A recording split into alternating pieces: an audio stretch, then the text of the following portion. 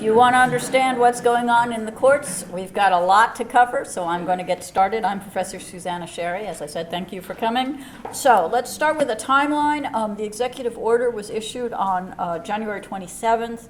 That was 4 weeks ago tomorrow. Everything I'm going to talk about happened actually within 3 weeks of the executive order, so everything moved very quickly. The executive order was the 27th, and 3 days later, Washington filed suit in federal district court in the Western District of Washington and moved for a temporary restraining order. So what were the plaintiffs' claims? What were the state of Washington's claims? First, it was they raised an equal protection claimed that the executive order discriminated on the basis of religion and national origin. A claim of discrimination on the basis of either religion or national origin under equal protection law is subject to strict scrutiny, which means that in order for the executive order to be constitutional, the government has to show that it has a compelling interest and that the executive order is necessary to fulfill that government compelling interest. The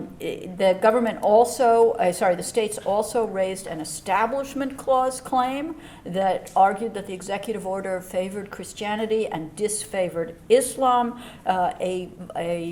A government action violates the establishment clause if its purpose or its effect is to discriminate either in favor of a particular religion or against a particular religion. How do we know, or how does the state of Washington argue that the executive order did have the purpose or effect of discriminating against Muslims? Well, first, they relied almost entirely on things that President Trump had said. First, as a candidate, Trump repeatedly promised a, quote, total and complete shutdown of Muslims entering the United States. Second, after some public outcry that a Muslim ban would be unconstitutional, candidate Trump explained that he would get around the Constitution by talking territory instead of Muslim, and he described publicly the change from religion to territory as not a pullback, indeed as an expansion of his previously promised Muslim ban. And then finally, third, after the election, President-elect Trump asked Rudy Giuliani, who was then being considered for for Secretary of State, he asked Giuliani to figure out how the Muslim ban could be implemented legally. So that's the kind of evidence that the state of Washington, without doing any discovery at all, simply what was in the public record, that's the evidence that the state of Washington was using to suggest that at least the purpose, if not the effect, of the executive order was to discriminate against Muslims. The state also raised procedural due process claims that the executive order was implemented without sufficient procedural protections for those affected. That is, that there was no way for someone who was excluded, who was stopped at an airport, who was whatever, there was no way for that person to challenge their exclusion.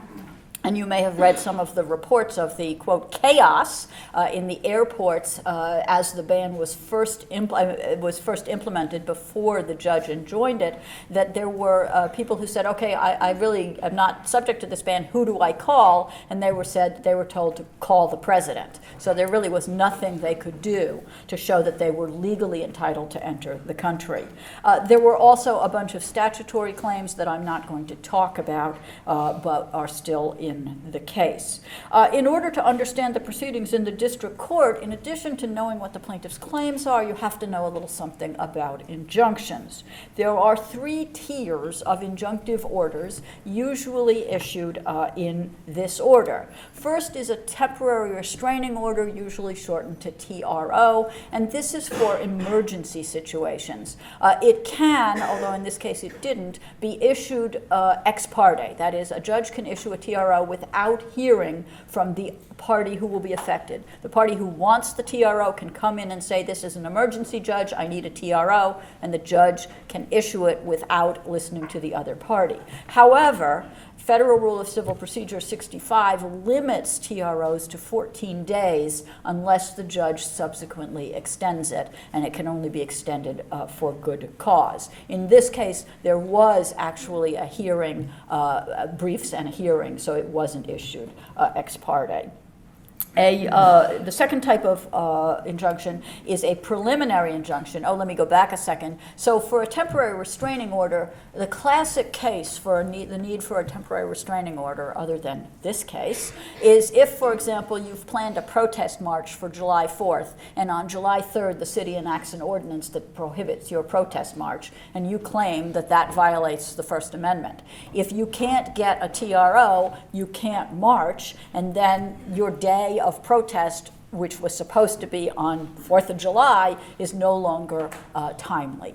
So that's the kind of situation where a TRO is useful. It can only last 14 days, so at that point the judge has to hold a hearing with both parties to determine whether to issue a preliminary injunction, and the preliminary injunction lasts until the end of the case. So first you get a TRO to keep the status quo immediately, then you get a preliminary injunction to keep the status quo for the duration of the proceedings. And then at the end of the proceedings, if you prove that you are entitled to an injunction, you get a permanent injunction that permanently enjoins the government from stopping your march or from banning Muslims from entering the country.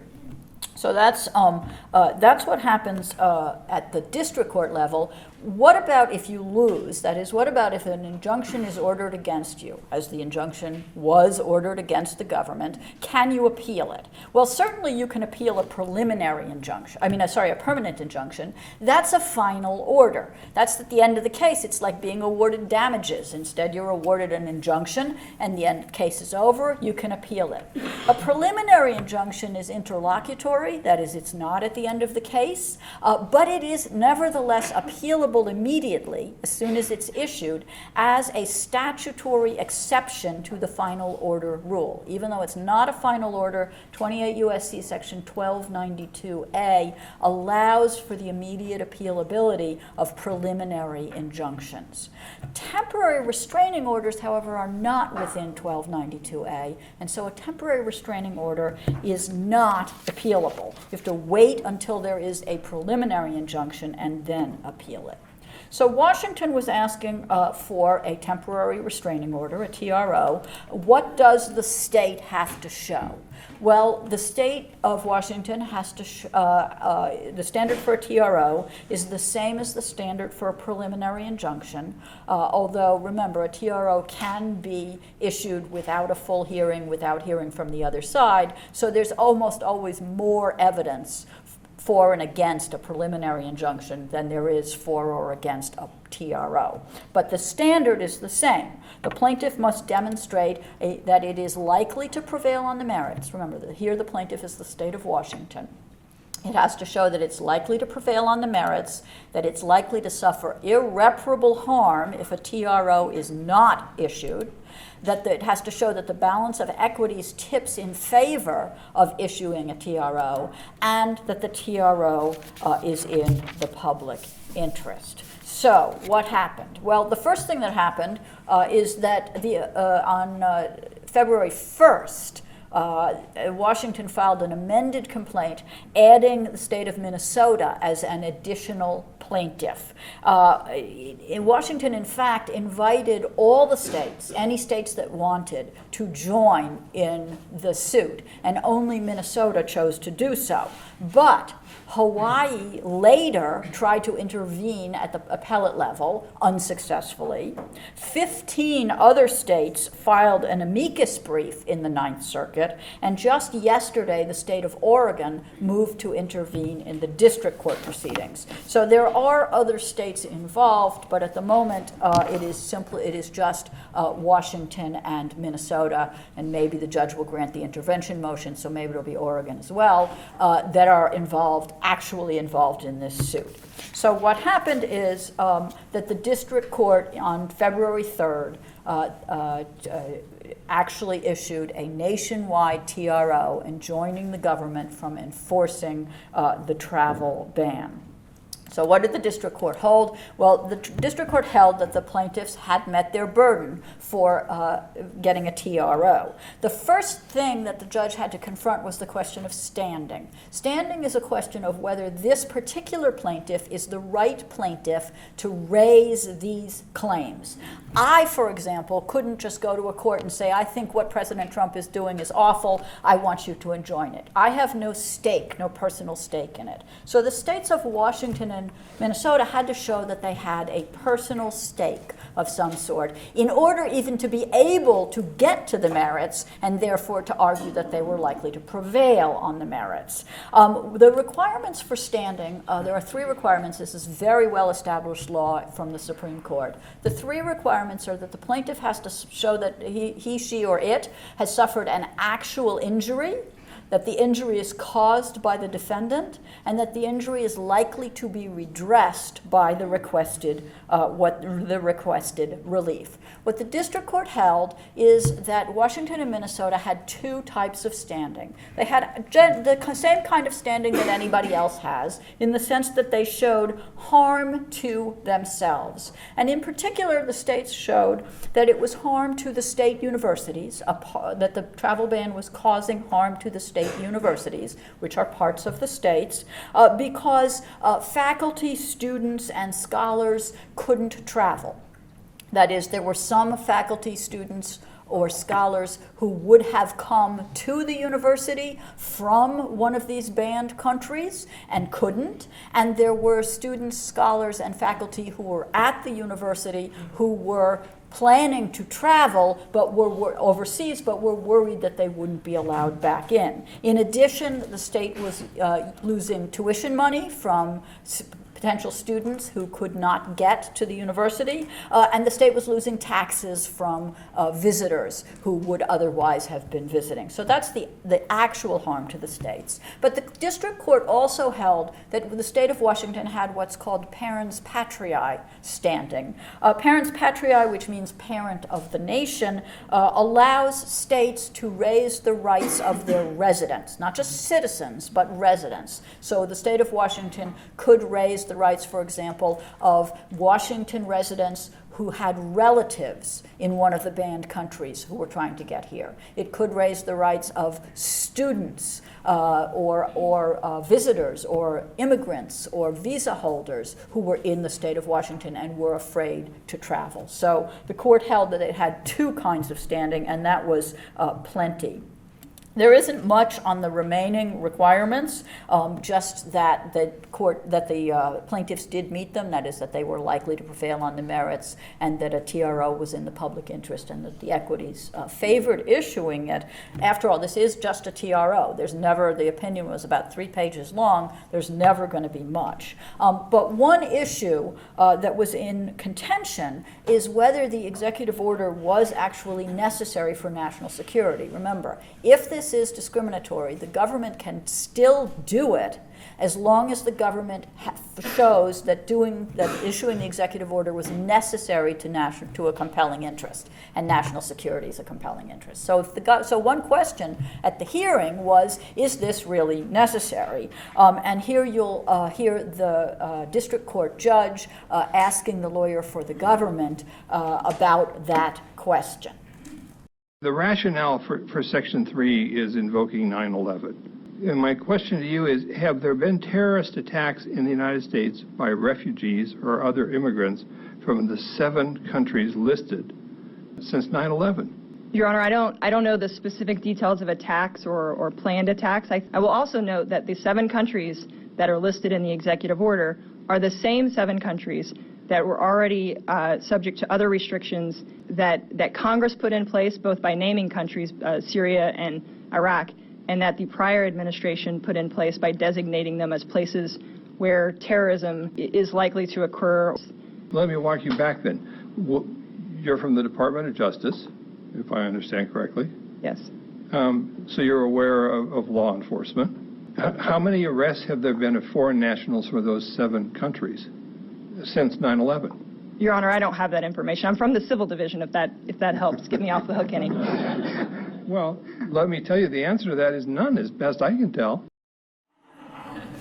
I've heard people say it's an amusing interchange. I've heard that described as the judge asking the government lawyer whether she was really from the government. But a lot of people have said, oh, she wasn't prepared, that's bad lawyering. I disagree. I think the judge is right, probably right, that the answer is 0, and she did not want to have to say that the answer is 0. So I think she avoided the question rather neatly. So I think it was good lawyering, not unprepared lawyering.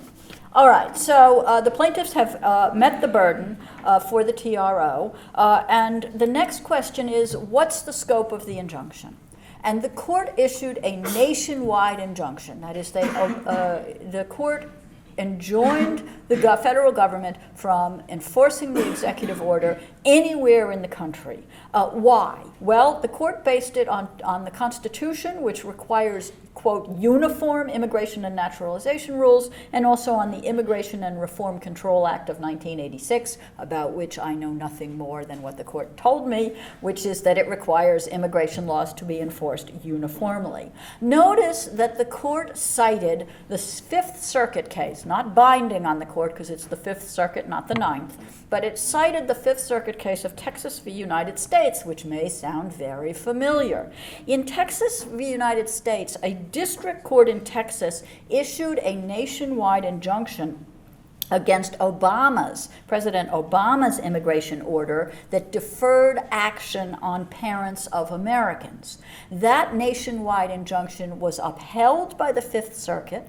It was appealed to the Supreme Court, and last June the Supreme Court divided equally 4-4, which meant that the Court of Appeals decision was affirmed, but there was no Supreme Court decision. So the district court in this case relied on what an earlier court had done with an earlier president's executive order on immigration. But it's not the only one. In fact, nationwide injunctions were started in the 1960s. Judges started to issue them occasionally in the 1960s, and they have been fairly common since the 1980s or so. So you may have heard a lot about whether this should or should not have been a nationwide injunction. Here are the reasons the court gave, but it's not so unusual to have a nationwide injunction. Finally, in the February 3rd district court order, the court has said that the parties had to propose a briefing schedule for the preliminary injunction. Remember, the preliminary injunction's the next step, and they had to do so by February 6th. So the district court issued its order on February 3rd. On February 4th, the government appealed to the Ninth Circuit and sought a stay of the TRO. In other words, the government wanted the Ninth Circuit to stay the district court's order prohibiting the government from enforcing the executive order, which would mean that the government could continue to enforce the executive order. The government actually sought two kinds of stay. They sought an immediate administrative stay, which they wanted issued ex parte the same day, and they wanted an ordinary stay pending appeal. That is, just stay it until all the appeals are done. So on February 4th, the Ninth Circuit denied the immediate administrative stay, said, no, we're not going to do this ex parte, we're not going to give you a stay today.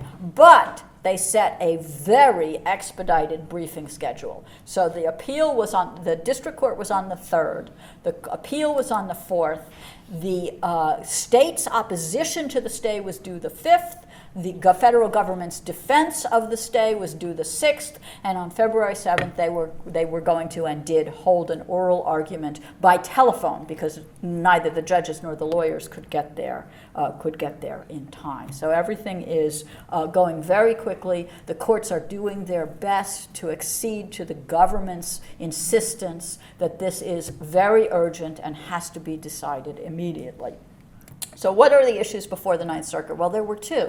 First, the question is whether this was an appealable order. Remember, this is a TRO. TROs are not appealable. At least the district court said it was a TRO. They're not appealable. And then assuming that it is appealable, should the stay be issued? This is right. They're not yet appealing the district court's decision. They're just saying, should it be stayed until the Ninth Circuit can decide on the merits whether the district court was right to enjoin the government. So for the question of, is this an appealable order, there is Ninth Circuit precedent that basically says that if the so-called TRO possesses the quality of a preliminary injunction. In other words, the court's not going to be bound by the formal name that the district court gave to its order. If it looks more like a preliminary injunction, for example, if it is issued after a hearing and briefing rather than ex parte, if it's going to last longer than 14 days, the court might decide that it is indeed or should be treated as a preliminary injunction, which is appealable, rather than as a TRO, which is not. So then the second question is whether the stay should be issued. Basically, the standard for issuing a stay is the same as the standard for issuing either a TRO or a preliminary injunction, but the burden's on the other party. So here, the government would have to show that it is likely to prevail on the merits, that it is likely to suffer irreparable harm in the absence of a stay, that the balance of equities tips in favor of issuing the stay, and that the stay is in the public interest. All right, so the main question, of course, is prevailing, whether the government can prevail on the merits. And in its briefs to the Ninth Circuit, the federal government, made the same arguments that it had made below. It argued that the states had no standing and therefore couldn't possibly prevail on the merits. And it argued that the executive order did not violate anyone's constitutional rights. Plus, the court, in both its briefs and in oral argument, the government made an additional argument, which was that courts should not or could not review the president's national security decisions. And here you're going to hear a colloquy between the government's lawyer and one of the judges on the Court of Appeals. The reason we sought immediate relief and a stay is because of the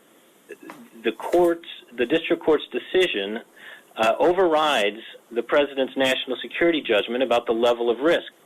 It should be acknowledged that the president is the official that is charged with making those judgments.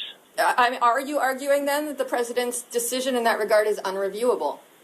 Yes, there are obviously constitutional limitations, but what are the constitutional limitations that the government acknowledges?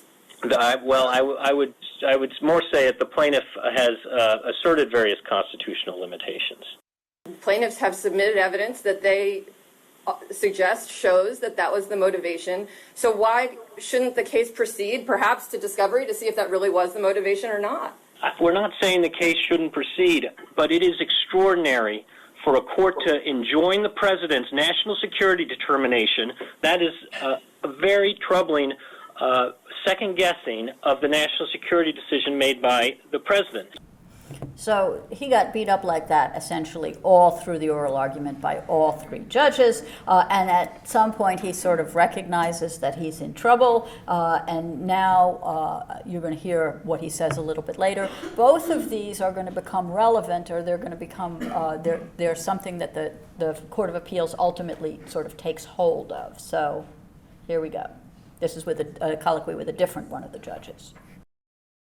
But I'm not sure I'm convincing the court, so I want to make one really key point with regard to the injunction, and that is that it is overbroad and should be immediately stayed to the extent it is overbroad, even if the court thinks some applications of the order are problematic. If I can ask my colleagues to indulge me for a moment, that does raise a serious concern on my part, and the scope of the order. Most obviously having to do with the lawful permanent residents, which the government's position now is they're not included within the scope of the order. I mean, the president can amend the order, but I'm not sure that the council of the president has that authority. So why is it we should be looking at this reconceived order, and why is it we should, rather than try to narrowly carve out the injunction you're asking for, and those are practical problems. I don't know how I'd write such an order. Why shouldn't we look to to the executive branch to more clearly define what the order means rather than have to look through the lens of these subsequent interpretations. So he doesn't have much of a good answer to that one, but you have to feel very sorry for this government lawyer. First of all, he is a career trial attorney at the Department of Justice, been there almost 20 years. He's not a political appointee. This isn't his thing. He's in the civil division. He's been arguing various things, defending the government through 3, now 4 presidents, and so he's not a political appointee. And he was assigned the case either the night before or that morning, before the argument. Why? Why all of a sudden, on appeal, was he assigned the case? Well, the Attorney General, the acting Attorney General, who would initially have argued it, was Sally Yates, and she was fired. The new Attorney General, Jeff Sessions, had been confirmed, but he was not yet sworn in, because he wanted to stay in the Senate for an extra day or two so that he could cast his senatorial vote in favor of Secretary of Education Betsy DeVos, who otherwise would have lost, since it was a tie vote broken by the Vice President. If Jeff Sessions had not been there, it would have been 50-49, and there would have been no tie, and she would not have been confirmed. So he wasn't there. So there were still several higher-ups between the Attorney General and poor Mr. Flenchy, who was arguing this case, but their problem was they had just come over to the government with the new administration from the D.C. law firm of Jones Day.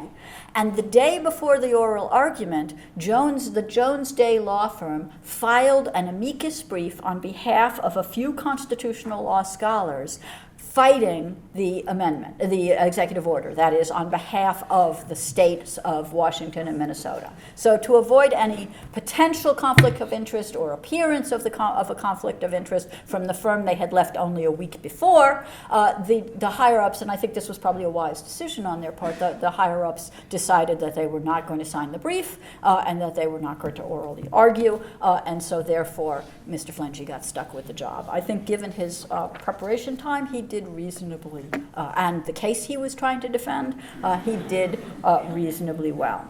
All right, meanwhile, so that's what's going on at the Court of Appeals. Meanwhile, back at the District Court on February 7th, the District Court set a briefing schedule for the motion for the preliminary injunction. Remember, the next step after a TRO. The last brief, which would have been a reply by the plaintiffs, was due February 17th, which was exactly 14 days after the issuance of a TRO. So now we know that the TRO is going to last more than 14 days, because it seems unlikely that they're going to get the last brief, schedule oral argument, and decide the preliminary injunction all on that same day, February 17th. Okay, so what happens next? What happens next is that on the 9th of February, 2 days after it heard oral argument, the Ninth Circuit issued a unanimous opinion in which it took jurisdiction, that is, it said this is appealable, and it denied the stay pending appeal, and it also set a briefing schedule, an expedited briefing schedule for the appeal. So what did the Ninth Circuit decide on February 9th? It decided some procedural questions.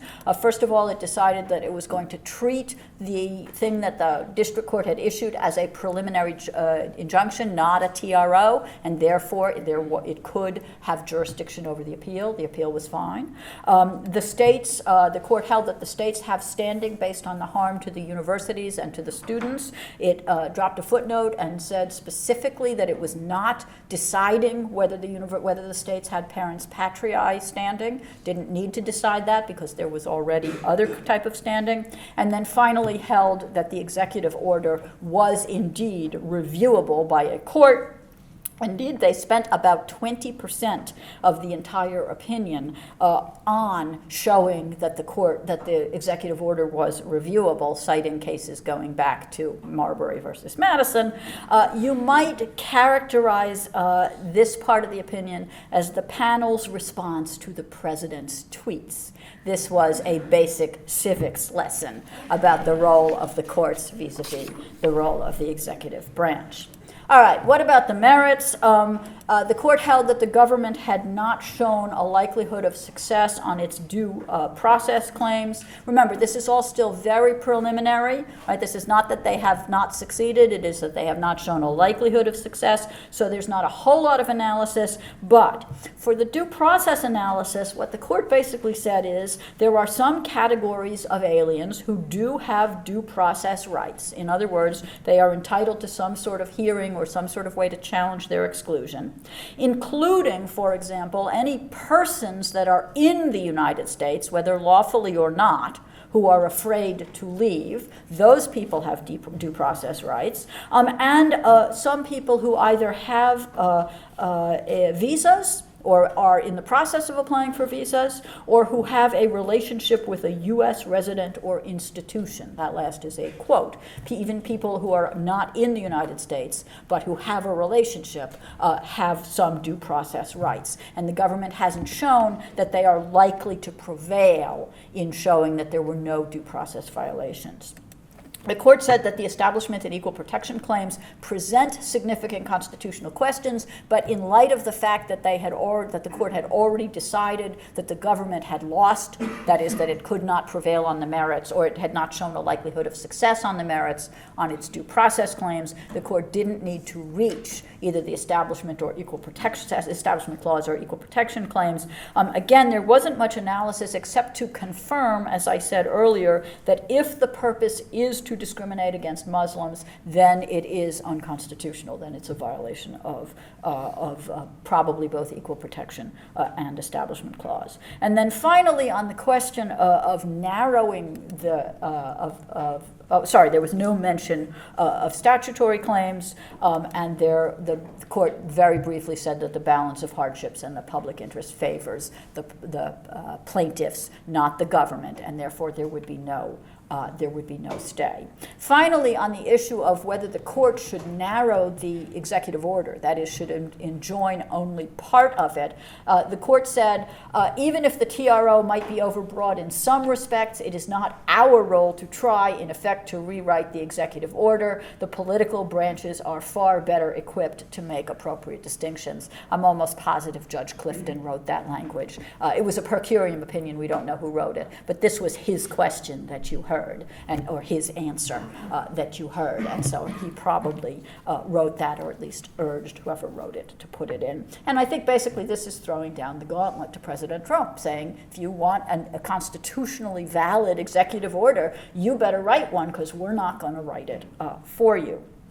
Also on February 9th, the Ninth Circuit set a briefing schedule for the appeal, the actual appeal of the preliminary injunction. The government's reply brief, the last one, would have been due at the end of March. And so basically nothing else was going to happen. The TRO, now called a preliminary injunction, would remain in effect, and so the executive order would stay on hold until at least the end of March under this. The Washington Solicitor General at this point wants to know what he's supposed to do. After all, he has a briefing schedule. He's supposed to make a motion for a preliminary injunction, but the Ninth Circuit has just told him he already has a preliminary injunction. So he sends a letter to the district court and says, we don't need to do this, right?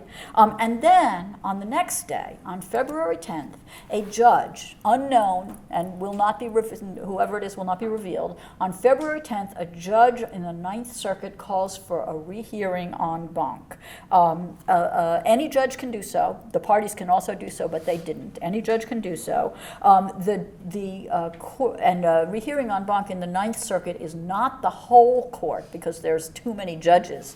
So instead it is the chief judge and 10 randomly selected judges. So you don't even know who you're going to get. And the chief judge of the Ninth Circuit ordered that the parties brief the question of whether there should be an en banc rehearing, with the briefs to be due February 16th, which was last Friday. I think that this en banc rehearing question raises a really interesting conundrum, both for the government and for the judges who are going to vote. And it will take, by the way, at least 2 weeks after the 16th for them to vote, although you'll see they don't end up doing this. It raises a conundrum for them because remember the Court of Appeals made two rulings. One was that this was an appealable preliminary injunction, not an unappealable TRO, and then the other was to deny the stay pending appeal. The en banc court could reverse either of those. And if the en banc court, if the en banc court says, yeah, this is a preliminary injunction, but we should issue a stay, the government would be very happy. But if the en banc court says, this isn't even a preliminary injunction, it's a TRO, it's unappealable, we can't do anything, government's not going to be so happy with that. So I think that's sort of an interesting question.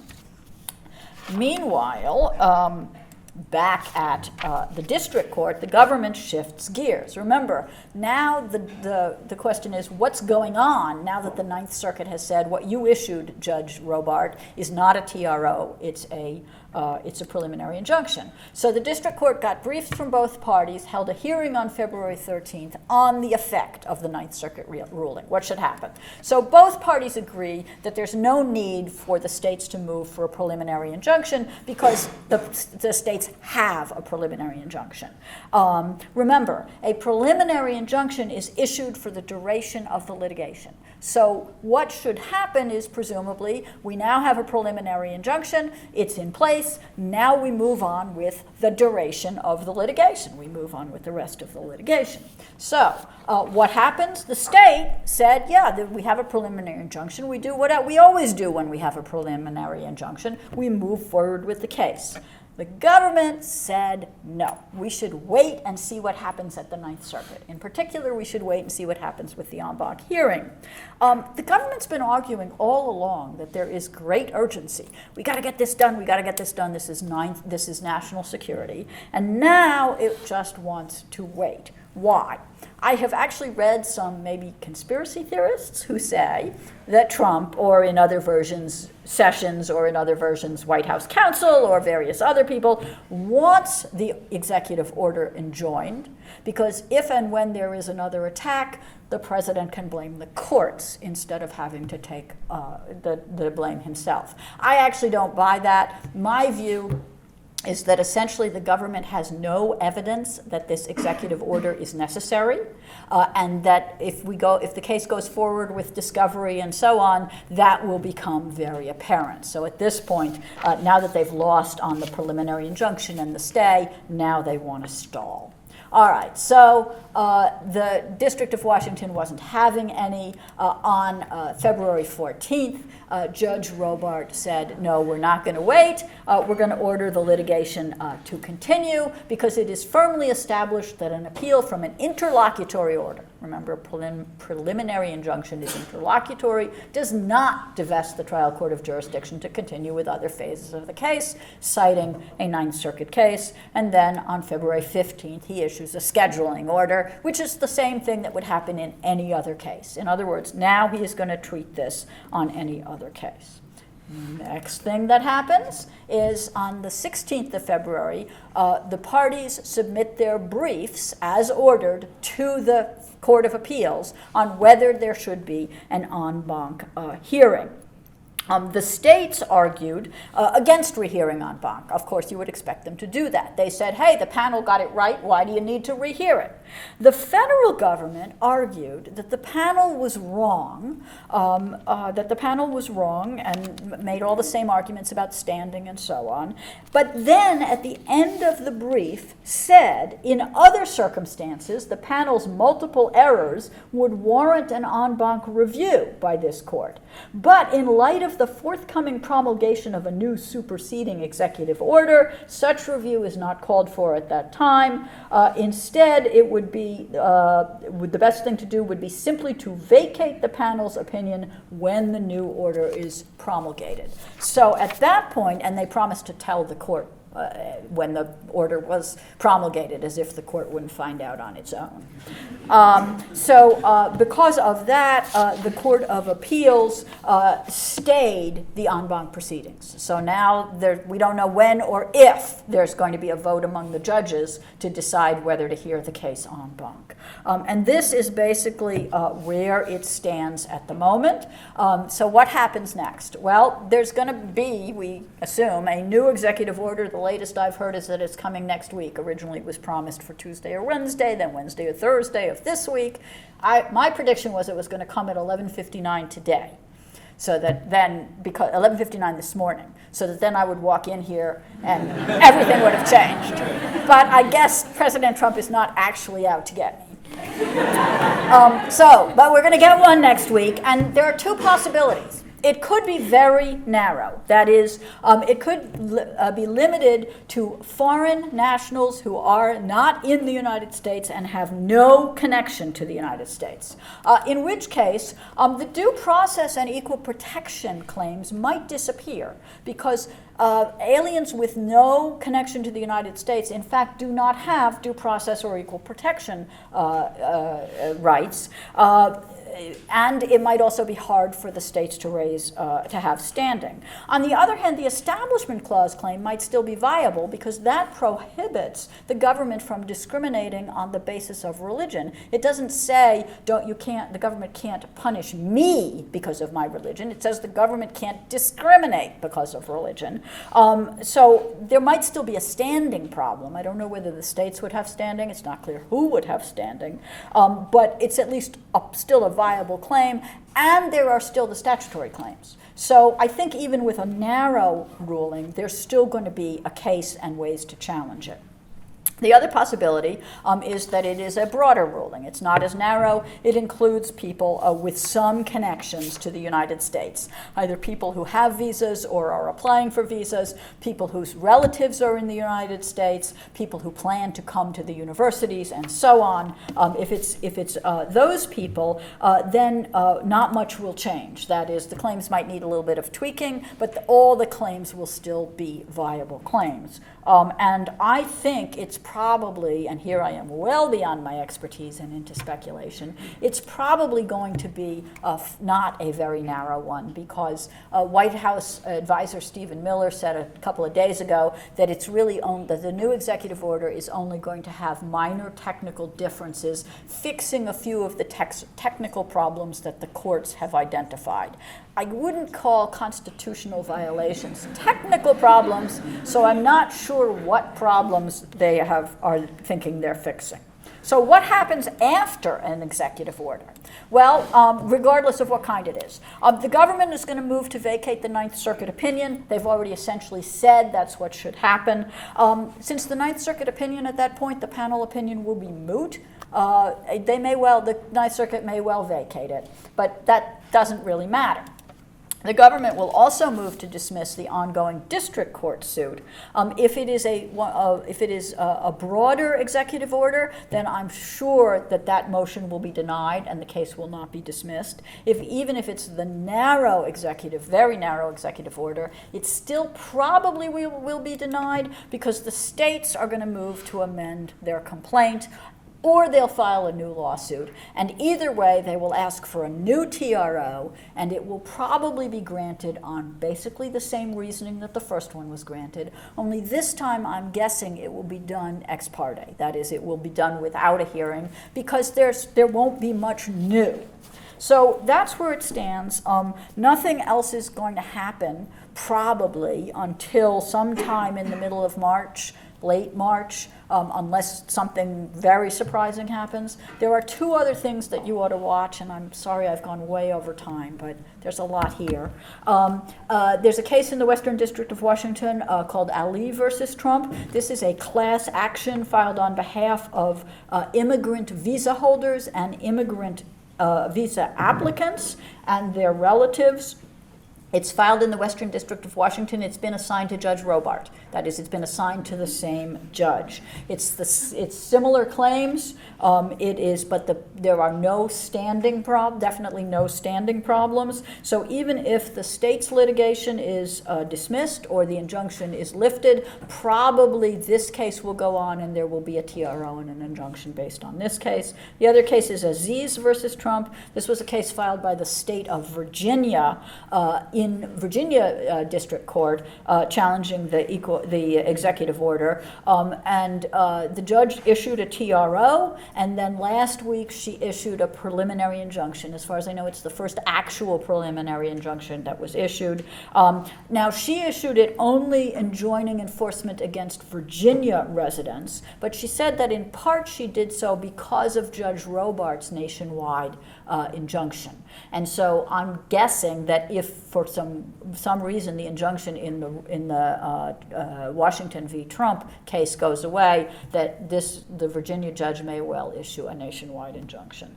All right, I have about 5 minutes left for questions, and people are going around with microphones, so please, when I call on you, just wait for the microphone. I've stunned you all into silence. Professor Serkin.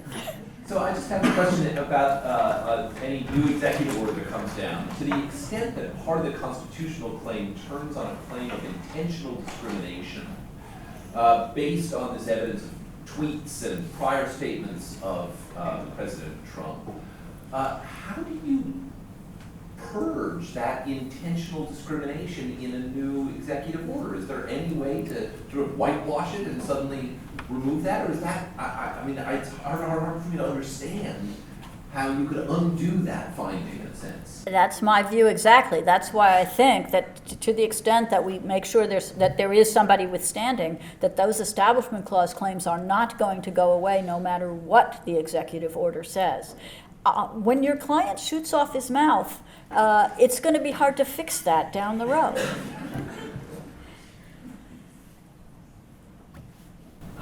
What was the basis for standing in the Texas v. U.S. case, and was that as contentious in that case as it is here? Yes, the question is, what was the basis for standing in the Texas v. U.S. case? That was actually similar to standing here, and the district court relied on the standing in that case, as did the Court of Appeals.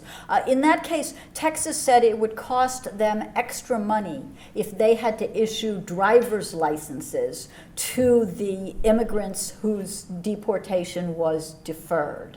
And in fact, that's very similar to saying that the states will lose the tuition money and the taxes, and the Court of Appeals in this case pointed out that similarity. If this case gets up to the Supreme Court and is heard in front of 8 justices, and then Gorsuch is confirmed, can he be involved in the decision, or does he have to hear the arguments? I think that is a matter that the Supreme Court itself, that the individual justices decide. I don't think that's going to happen, though, because, so imagine the executive order comes down, the district court issues something that is close enough to a preliminary injunction that the Court of Appeals calls it a preliminary injunction and agrees to hear it on appeal. Presumably they won't grant a stay. So then 2 things could happen. The government could move the Supreme Court for a stay of the district court's preliminary injunction, and that would go to Justice Kennedy as the Ninth Circuit justice, but custom says he would refer it to the whole court, and I don't think that one would get a 4-4 division. So then the other thing that would happen is that the appeal would proceed. So the executive order would still be on hold. It would still be enjoined. The appeal would proceed. Eventually, the Ninth Circuit would reach a decision. Say they affirm or reverse, whichever. They affirm or reverse the district court's grant of a preliminary injunction. At that point, the loser, let's assume it's the federal government, would then petition the Supreme Court for cert. And it is now too late for any cert petitions, unless they're expedited, to be heard this term. So it would probably be next term. So it is very, very unlikely that it would be 4-4. Thank you all, and keep watching.